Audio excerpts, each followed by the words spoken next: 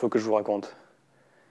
J'ai rencontré une fille, elle s'appelle Isabelle, et je crois que je lui plais bien puisque pour la première fois de ma vie, j'ai reçu des fleurs. Je l'aime bien cette fille, et les fleurs aussi d'ailleurs.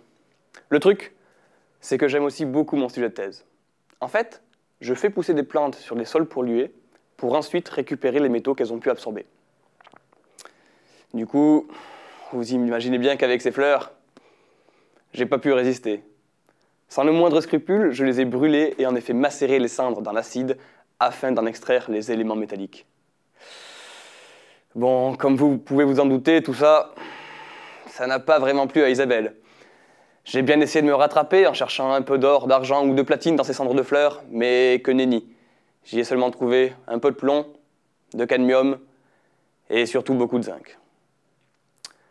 Alors le zinc, pour faire des bijoux, c'est vrai que c'est peut-être pas terrible. En revanche, c'est très utile en chimie pour fabriquer ce qu'on appelle un catalyseur. Un catalyseur, c'est une espèce chimique qui permet de favoriser ou d'accélérer la réaction entre deux molécules afin d'en fabriquer une troisième.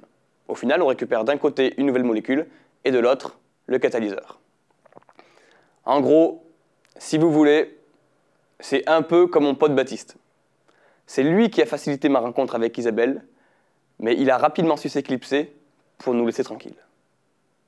Bref, l'intérêt dans tout ça, c'est qu'en plus de dépolluer les sols grâce aux plantes, je fabrique de nouveaux catalyseurs à base de zinc recyclé, d'où leur petit nom, éco-catalyseur. Et là, c'est parti. J'enfile ma blouse, mes lunettes et mes gants, et je commence à jouer avec mes éco-catalyseurs pour fabriquer toutes sortes de nouvelles molécules. Par exemple, en ce moment, je conçois des composés antioxydants très utiles pour le secteur pharmaceutique, mais aussi des molécules colorantes utiles en cosmétique. Et devinez quoi? Dans certains cas, les éco-catalyseurs se révèlent bien plus efficaces que les catalyseurs commerciaux.